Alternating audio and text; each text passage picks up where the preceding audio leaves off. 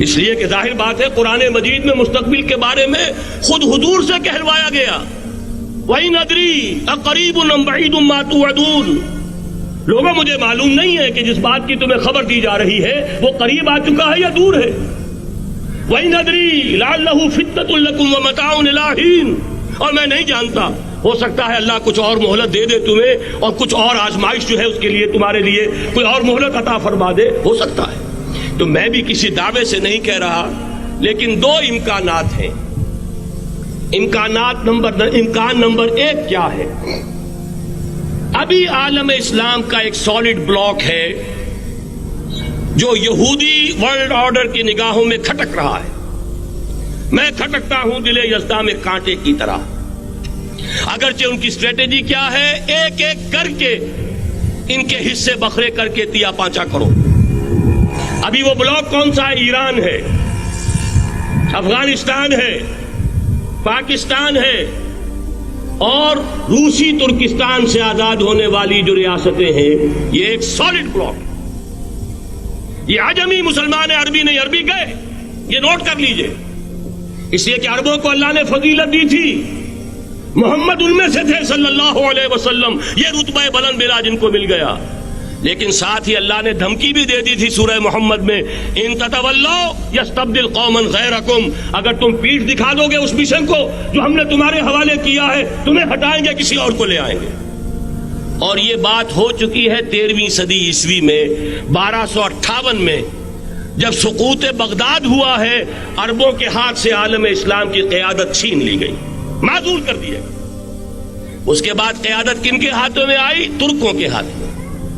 Terken تیموری ہندوستان میں، Terken صفوی Iran میں، Terken Seljuqi middle asset میں، اور ترکان عثمانی کا تو کہنا ہی کیا ہے، وہ ایشیا مائنر سے چل کر آپ کو معلوم ہے کہ مشرقی یورپ کا کتنا بڑا علاقہ، دی گریٹ آٹومان امپائر اس صدی کے آغاز تک قائم تھی۔ اس صدی میں عجیب عجیب معجزے ہوئے ہیں۔ گریٹ آٹومان امپائر جو 3 بر اعظموں پر محیط، نام و نشان ختم۔ The great U S S R, نام و نشان ختم۔ اب تو روس صاحب ایک ملک کی حیثیت سے رہ گئے۔ یہ اس صدی میں دو اور وقت نہیں ہے میں اور آپ کو کیا بتاؤں، اس صدی میں تو بڑے بڑے عجیب عجوبے ہوئے ہیں، بڑی بڑی 2 عظیم جنگیں ہو چکی ہیں، تیسری جو ہے سر پر کھڑی ہے، دور نہیں ہے، جس کو حدیث میں کہا گیا ہے الملحمۃ العظمی، تاریخ انسانی کی عظیم ترین جنگ، اور وہی صلیبی جنگ جس کا آغاز بوسنیا سے ہو چکا ہے۔ بہرحال اس وقت جو میں کہہ رہا تھا، ورنہ میرے پاس تو یعنی یہ کہ درد دل کہنے کے لیے وقت نہیں ہے، مجھے اپنی بات کو محدود کرنا پڑ رہا ہے، لیکن میں اب آ رہا ہوں اصل موضوع کی طرف، کہ ایک امکان تو یہ ہے کہ اس بلاک میں اسلام کا احیاء ہو، اور اس کے لیے کچھ نویدیں بھی موجود ہیں احادیث نبویہ میں۔ وہ تو آپ نے سنا ہوگا اقبال کا شعر، میرے عرب کو آئی ٹھنڈی ہوا جہاں سے، میرا وطن وہی ہے، میرا وطن وہی ہے۔ حدیث میں آتا ہے یخرج ناس من المشرق یوتئون للمہدی، یعنی سلطان ہی، مشرق سے فوجیں نکلیں گی کہ جو کہ مہدی کی حکومت قائم کریں گی، اور یہ ہوں گے حضرت فاطمہ کی نسل ہی سے رضی اللہ تعالی عنہا، لیکن عالم عرب کے اندر پھر ایک طاقت بن کر ابھریں گے، باطل کی قوتوں کے خلاف جہاد کریں گے، لیکن ان کو مدد آئے گی 2 طرف سے، ایک زمینی مدد آئے گی مشرق سے، ایک آسمانی مدد آئے گی، عیسیٰ ابن مریم کا نزول، حضرت مسیح علیہ الصلوۃ والسلام جو زندہ آسمان پر اٹھائے گئے تھے نازل ہوں گے، اور در حقیقت ان 2 مددوں کے نتیجے میں پھر یہود کا قلع قمع ہوگا، اور یہی گریٹر اسرائیل ان کا گریٹر گریو یارڈ بن کر رہے گا، عظیم تر قبرستان بن کر رہے گا۔ اس کی بڑی واضح حدیثیں موجود ہیں، اس کی بڑی تفصیلی خبریں موجود ہیں، یہ احادیث کی کتب کے اندر، بدقسمتی سے ہماری اس کی طرف توجہ نہیں۔ ایک تو یہ ہو سکتا ہے، اسی طریقے سے ایک اور حدیث ہے، یخرج من خراسان رایات سود، اور یہ مسلم شریف کی روایت ہے، نوٹ کیجئے گا، نہیں ترمذی شریف کی روایت ہے، یخرج من خراسان رایات سود لا يردها شيء حتى تنصب بإيلیا، اور خراسان حضور کے زمانے میں آج کے افغانستان کا نام تھا۔ جتنا خون یہاں پر خلوص کے ساتھ دیا گیا ہے، اس کی مقدار بھی کم نہیں ہے. یہاں سے خیر برآمد ہوگا.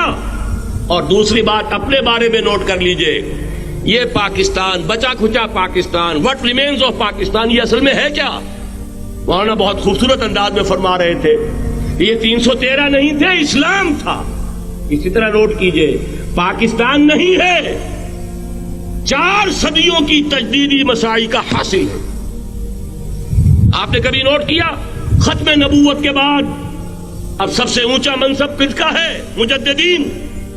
سنن ابی داؤد کی روایت، ان اللہ یبعث فی هذه الامہ علی راس کل 100 عام من یجدد لها دینها. اور نوٹ کیجئے کوئی بات ہے، 1000 برس تک سارے مجدد عالم عرب میں پیدا ہوئے.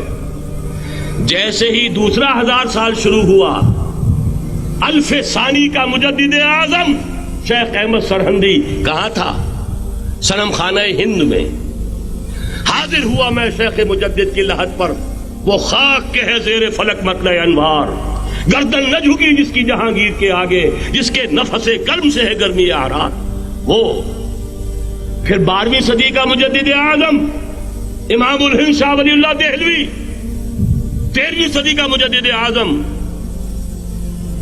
سید احمد بریلوی، اس کے خون کا امین اور اس کے ساتھ کے شہداء کے خون کا امین، ان کے جسموں کا امین آپ کا خطہ ہزارہ، آپ کا خطہ سوات، اس میں ان کی جانیں ہیں جو دی گئی ہیں.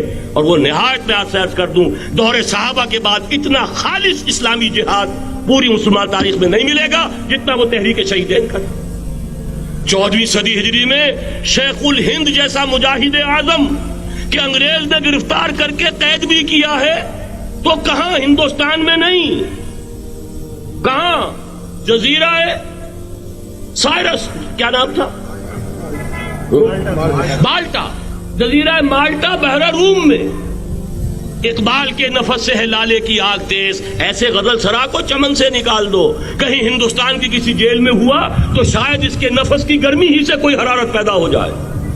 اور اسی صدی میں 14ویں صدی ہجری میں اقبال جیسا مفکر، اسی 14ویں صدی ہجری میں مودودی جیسا مصنف، اسی 14ویں صدی ہجری میں مولانا الیاس جیسا مبلغ رحمہم اللہ، عظیم شخصیتیں. آج پورے عالم اسلام میں آپ کو تبلیغی دوست ملیں گے.